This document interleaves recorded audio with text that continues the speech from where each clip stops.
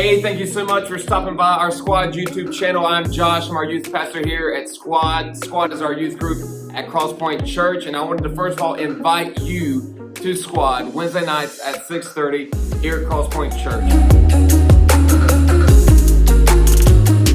Again, thank you so much for stopping by. We hope that you enjoy this week's message from Squad at Crosspoint Church.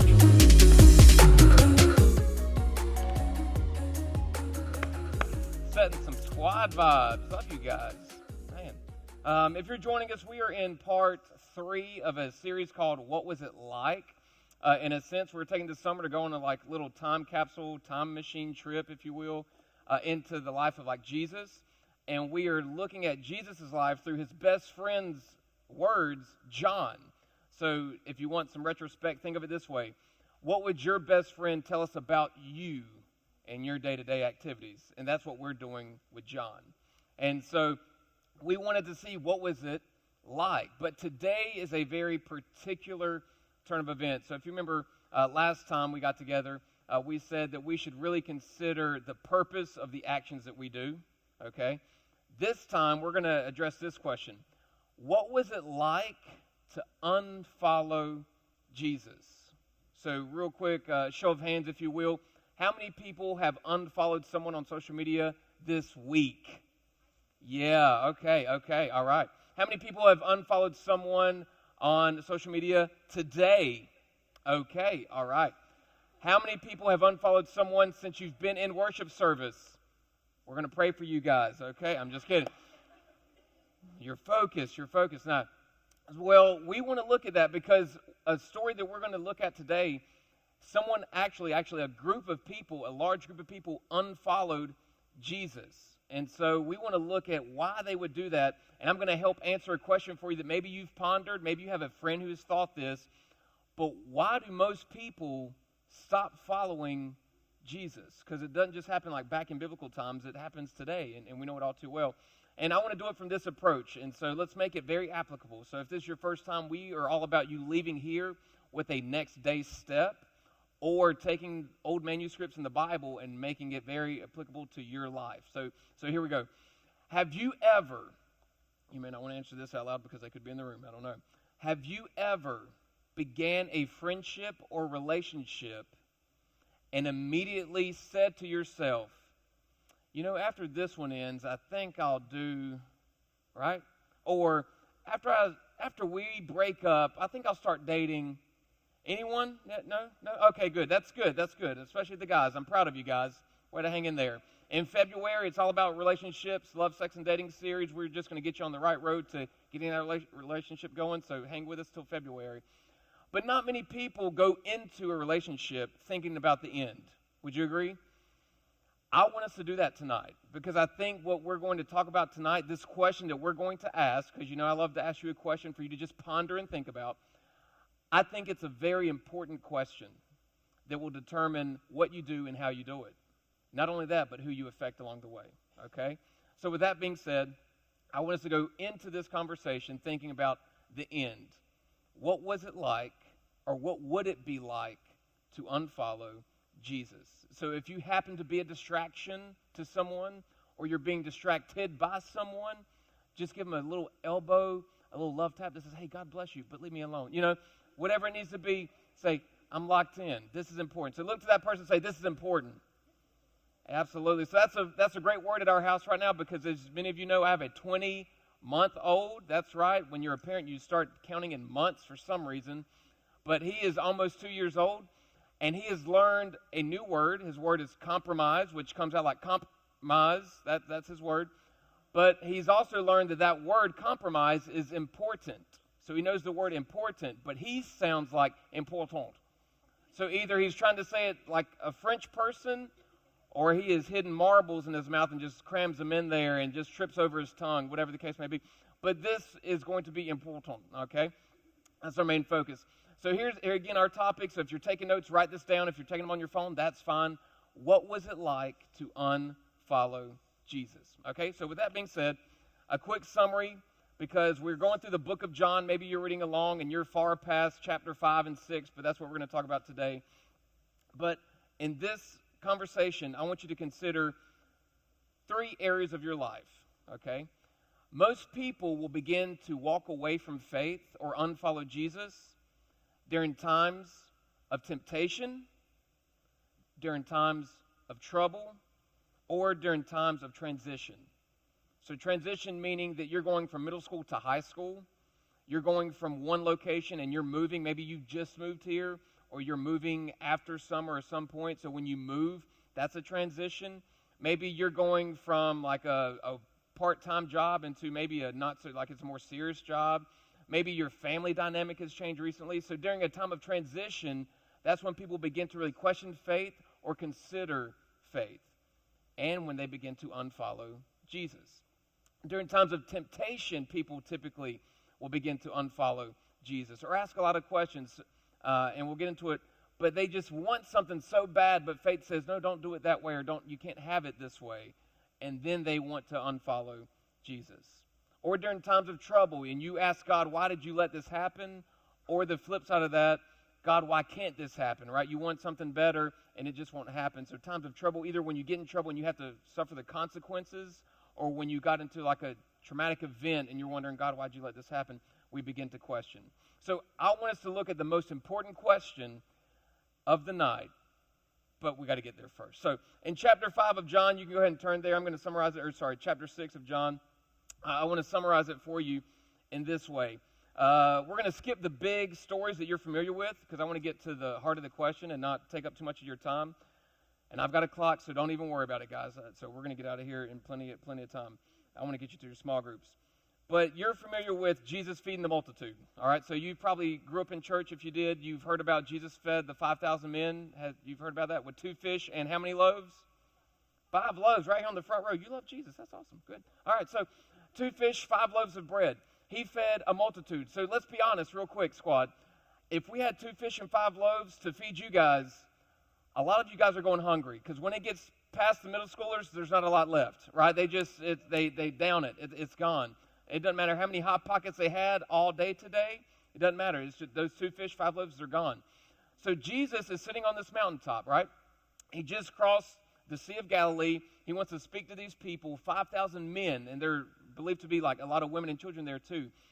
And they're coming up, and he's like, well, the only way that they're going to listen is if we feed them. So that's why we have pizza for you in the coffee shop, right? So that's why you get here, you can get fed, that way you can listen. So Jesus did the same thing. But he did a little teaser, and I'm not going to spend my time preaching about this, but I just wanted to summarize it. He did this thing where he said, hey, we need to feed them. And his disciples looked at him and said, we don't have any food.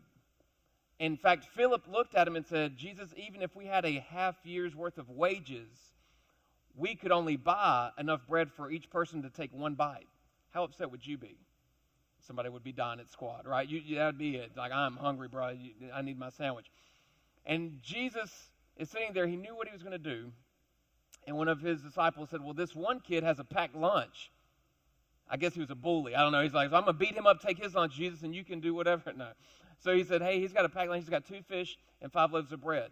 And Jesus said, okay, well, he offered that. Because sometimes you want something so bad, but Jesus and God can't do what they need to do with it to multiply it until you hand it over to him.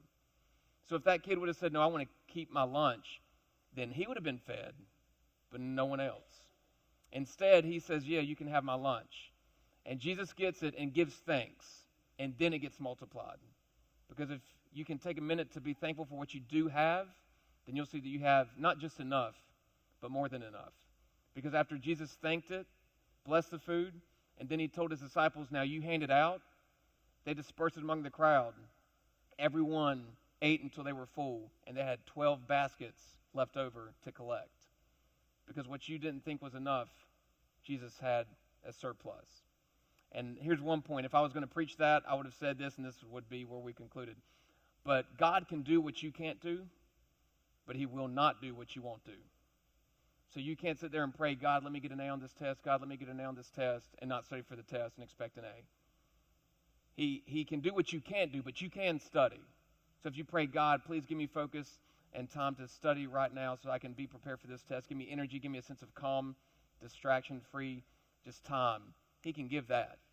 But if you're not going to make an effort for what you pray about, that's putting your faith in action. So, That would be a great sermon. We're going to move on from there. So you've heard about him feeding the 5,000 people. Big miracle, right? Absolutely. So imagine you're in this culture where it's all about what you grow and what you eat. Here's what I mean by that. If there is no rain, there is no grain. Spiritual bars, anyone? Absolutely. Boom. All right. If there's no rain, there's no grain. If there's no food, no economy, we're all poor, we're all hungry. But Jesus just took 2 fish and 5 loaves and fed over 5,000 people. So immediately to that group, they said, this guy needs to be king. And they literally ran after him to say, hey, we want to forcibly make you our king. And Jesus was like, hold up, that's not what I'm here for. But his disciples were like, bet, yes, absolutely, we're all on that. He should be king. We'll be his party. We'll be his cabinet. He'll get rich. We'll get rich. Right, that's what they would have wanted. But Jesus said, no, that's not what I'm here for. And so he wanted to flee from them. So they get into a boat, his disciples. It's nighttime at this point. People were trying to disperse. Jesus went into hiding so they couldn't get him. His disciples get on a boat. They go across the Sea of Galilee at night. Jesus finally says, you know what, I'm going to go meet them so I can escape this group that's probably looking for me. He walks on water, miracle number 2, right? He's sitting there walking on water. They get freaked out. Peter wants to jump out the boat, all this kind of stuff. But he gets into the boat. They get to the other side, and those people he fed wake up the next day, and they're like, where's Jesus? And there was one boat here, but Jesus didn't get in the boat with those guys when it left. So they scurry over to the other side, which is Capernaum. They get there and like, Jesus, you just abandoned us. What's going on? And Jesus has a conversation. He says, man, y'all are just here because you want more food. And everyone was like, yeah, that was awesome. I'm hungry. Breakfast, omelets, 2 eggs, please. Well done. And they're placing their orders. And Jesus is saying, that's not why I'm here. That's not what I'm here to do. And that brings us into tonight's main topic of discussion. So Jesus is now sitting down with this group of people, and he looks at him, and he says, y'all just want to see a sign. And he's trying to explain to them, again, another group, but the same message, that he is from God. He's the Son of God. He is the chosen, the Messiah, the prophet that everyone's talked about in this Jewish culture. For over hundreds of years, they've talked about this guy being the Messiah. And he's saying, I'm him. You saw the miracle. You're wondering how I got here and how I snuck out and walked on water or whatnot. I'm here. And they get to this point, and they say, well, if you are the Messiah, then do like what we read about from our ancestors. When they were in the wilderness, God provided manna, which is bread from heaven. So do that. Provide something like that, because that's a miracle. And what it would be like is that you would wake up, you'd go outside, and there'd be bread like on the ground. I think of it like mushrooms. Don't eat the mushrooms in your yard. You'll get sick, right? But I think of it like that. They would wake up, and there'd be that provision for them. So here's the point that I really want to get to. We're giving you Bible tips, right? So last week we said when you read the Bible, think of each person who wrote that book as having an audience and a purpose while you're reading it, the same way that you do your social media posts, except for the person you unfollowed today. But now, I need you to remember this. When you're reading Scripture and a certain word is repeated, it's important. So in chapter 6, the word bread is used 18 times. Only 2 of those times is it used in the story of him feeding the 5,000. A couple of times after that passage, it's used in a reference back to him feeding the 5,000. But the remainder of those times that it's used, roughly about 14 times, it's Jesus in this conversation explaining to them, you want manna from heaven? You want this bread from heaven like God did your ancestors? And he looks at them and says, I'm the bread. I'm the bread of life. I'm the bread that's been given from God to you. And they're like, oh, okay. And his disciples at this point, who were like, rah, rah, rah, we're all about to be famous, like insta-famous, like everyone's going to be scanning our stories because they want to make him king, so that means we're in good. They're excited until Jesus takes his description too far. So he is talking to them about bread, about the manna that they were just referencing, and as a comparison, he's saying, I'm the bread of life given from God to you. And at this point, the disciples probably ease back and say, do we need to call a timeout? Grab Jesus. Let's go talk to him. Hey, Jesus will be right back after a quick commercial break. Hey, Matthew, tell some jokes, right? That's what they wanted to do. But Jesus stood up and said to them, I'm the bread. Eat my flesh, drink my blood. To which the disciples probably responded, oh, no. I don't want to see any more stories, right? I'm getting off Insta. I'm blocking him. Let me go get my other account. So he says this because that's what they were looking for. They wanted the bread from God for them to eat. And Jesus says, like from the 90s, eat me, right? He's like, I'm it. I'm the guy. Have your way, right? But again, it was a comparison. So now I want to look at the most important phrase in this passage that maybe some of your friends have asked, someone that you're really close to has considered, and the main point of tonight's talk.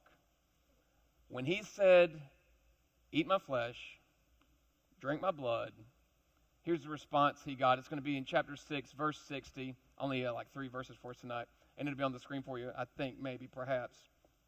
Will it be on the screen? You got it, Joel? He got it. He's on it. So it's going to be on the screen for you guys in a second. But here's what he said in verse 60. They said, on hearing it, many of his disciples said, this is a hard teaching. This is a difficult teaching. This is hard to grasp, hard to understand, perhaps. Who can accept it? So here's my point. People who walk away from faith, it's not, majority-wise, it's not because they don't think it's true. People walk away from faith because they think being a Christian is difficult. And then it becomes two things, or one of two things. It becomes inconvenient to have faith, or it becomes unimportant to have faith. And they walk away. So this group that Jesus is standing in front of, he says, I'm the bread, and they consider this in their mind and say, that is just a hard teaching. It's inconvenient for you to be the guy, and now I think I'm just going to walk away. Because, again, we question things when we go through times of temptation, when you want something you shouldn't have, times of trouble, why is this happening to me, or why won't this happen for me? And then times of transition, when you look around and your friends aren't the same friends they used to be. You've moved locations, you've moved schools, you moved grade levels, and it's not the same. And so you wonder, this teaching is just too difficult. And they decide to unfollow Jesus. But then Jesus does something interesting. Now, it says his disciples said this. They're not talking about the 12. They're talking about like those 5,000 who were there. Like those in the synagogue right there. That group, some of the ones he just fed. That group decided to unfollow Jesus and they walked away. And now I need you to picture in your minds that Jesus turns and he looks at his 12 disciples. And he says what happens in verse 67. He asks them, you do not want to leave too, do you? Do you want to leave also? So he looks at them and says, do you want to unfollow me too?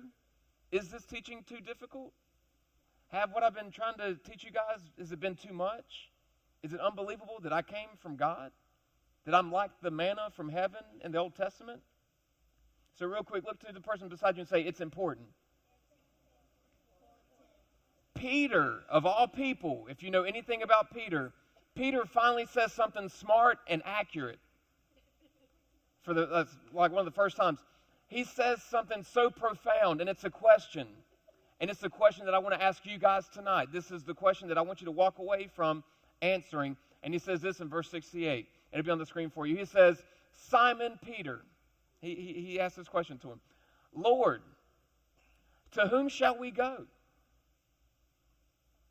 To whom shall we go? You have the words of eternal life. You just described them. We have come to believe because of what we have seen. We have come to believe and to know that you are the Holy One of God. So when he said, do y'all want to leave too? Peter stood and said, who would we go to? Here's what I want you to know, squad. At whatever point you come to, whether it's a transition, a temptation, or trouble, and you're questioning your faith, or you have a friend who's questioning their faith, or a family member, and they decide that they want to unfollow and walk away from Jesus, then you are inadvertently walking toward something or someone else. When you say, I no longer want to follow this teaching is too difficult, it's inconvenient, because I want to do this thing, I have a temptation to do this thing, and you decide to walk away, you are walking away from Jesus, but automatically toward something else. And you may be thinking, what would be the big deal in that? I'm glad you asked. And it's this right here. Here's the big deal. When it comes to me and my faith, I have it intertwined into how I treat people. I have it intertwined into how I behave, what I do for fun, what I do for entertainment, how I treat my wife, how I treat my son, how I just treat people. It's intertwined into my finances, how I spend my money, how I make my money. I ain't steady just trying to chase paper, you know what I'm saying? I'm not a street pharmacist, but if you are one, we're glad that you're here today, okay? But my faith is intertwined in how I live my life. So if I decide to unfollow Jesus, I have inadvertently affected everyone and everything most important to me because it's tied to my faith. So before you ever get to the question, to whom shall you follow, I need you to consider this. How important is your faith? Don't answer out loud, just think. Think to yourself, how important is your faith? And your knee-jerk reaction, because you're in a church building and it's a Wednesday night and you're in a youth group, you think it's very important. It's very important. So I want to ask a follow-up question. When is the last time that your faith determined your decision? When is the last time that you wanted to do something because you were in that phase of temptation? And maybe it was you were out with the person you're dating or used to date, but your faith got in the way. And you decided that my faith is too important to follow through with this act that I want to do in temptation. So I'm going to stop it right here because my faith is more important. Or how many have you, and it's not that we're bashing you for this, but maybe you've been in that situation and faith all of a sudden became inconvenient. Then you went to your Bible and you're like trying to look, okay, where does it say about this? Because I want to make sure I had it accurate. Can I really not do that? Should I really not do that? Why? Why, God? And then you wanted to take a step away from Jesus. But I want you as a squad, or as an individual, but one group together, consider this. How important is your faith? And so with that, Isaiah, if you could come up and close us out. In a few minutes, we're going to pray, but we're going to do it a little different tonight, okay? And I'm done. We're going to wind this whole thing up. There are two groups of people likely represented in the room. There's a group that you've been a Christian for a long time, like you just feel like you were born a Christian, which is not theologically true, but you just like for the longest time, like you've been to all the VBSs, right? You've seen all the tricks and all the trade. You've read the Bible from Genesis to maps and backwards again, like you've done the whole thing. That's great. I'm happy that you've been a Christian, that you're really ingrained in your faith. And then there's a group that maybe you're new to faith. You're just new to this whole church thing. You thought you were going to a nightclub. Like your friend said, hey, come hang out with me. There's loud music. There's loud music. Yeah, there's loud music. Are there girls? There's girls. There's girls. Where at? Are there drinks? Yep. Water's on tap. Yep, it's free. Yep, absolutely. Whatever they did to get you here, they tricked you to get here. You've never considered faith. You don't know much about this whole Jesus thing. And maybe you're just like brand new. And that's cool too. So we have like each group represented. The main thing I want you to know is that when it comes to your faith, when it comes to a relationship with God, if you walk away from Him, you're walking towards someone or something else that will impact how you base your decisions. And so for me, in my faith, I decided a long time ago that if I walk away from Jesus, then all the things and all the people I care about and how I treat them because of who He is and what He did for me, that's going to take a hit because I'm walking away from Him. And now this new belief, this new direction is going to impact all those things. So, with that in mind, I want you to bow your head, and I want us to pray together as one squad. I'm going to come to the front if that's okay, because it's too far away. But I just want you to assess and ask yourself, be honest. This is you and God. You're praying for yourself right now. and just be honest with no distractions around the room. Just it's you and God. How important is your faith? And ask Jesus, like, Jesus, has my faith not been important enough? Am I not showing it? Is it not coming up in my friend conversations? Because my new group of friends, it just seems like faith was unimportant to them. So I left you behind, and I'm sorry for that. Or if you're on the other end of the spectrum, maybe you're going to a group of friends who, like, faith is important to them, and it's all new to you. So I don't know much about you, Lord, but I have questions. I want you to know that God's not afraid of your questions. Ask them. Let's search them out together. But the main thing I want you to leave here tonight is it for you to answer that question. How important is my faith? And here's your action step. With your eyes still closed, your head still bowed.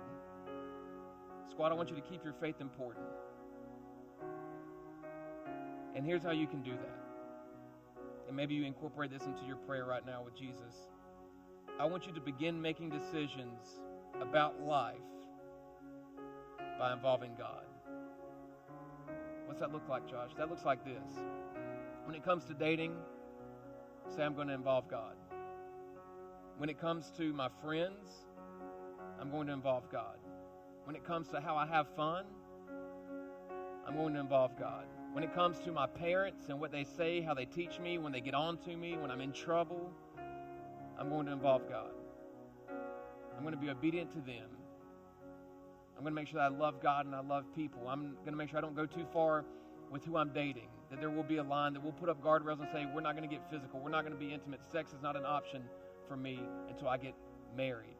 And I'm going to involve God in my life. I'm going to involve God in my finances and how I spend my money, what I spend my money on. So if you've never had faith or a faith-led life, you can do that. Just make a plan. I'm going to begin reading to know more about God. I'm going to begin praying each day. Maybe I'll serve here at Squad or on Sunday mornings, but I'm going to decide to follow and obey. But wherever you are in your faith, keep your faith important. Wear it on your sleeve. Let people know that you are a child of God. You are who He says you are, not who they say you are.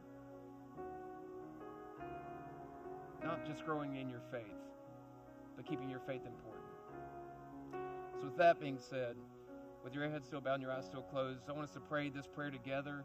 And this is for those in the room who you want to come back and begin a relationship with God or continue a relationship with God. You've been away for a while. You made some decisions maybe you're not proud of. Maybe it's brand new to you, the whole thing, and you just didn't realize that Jesus was the bread of life. And that He was the example, the gift from God, and He came for our sins. Because you know what? When it comes to faith, and you say, well, it's just too inconvenient, getting on that cross was very inconvenient for Jesus because it hurt. And it was painful. And it lasted a long time. But He did that for you. So I want to make my faith important for Him. So can we pray this prayer as one squad together? Heavenly Father,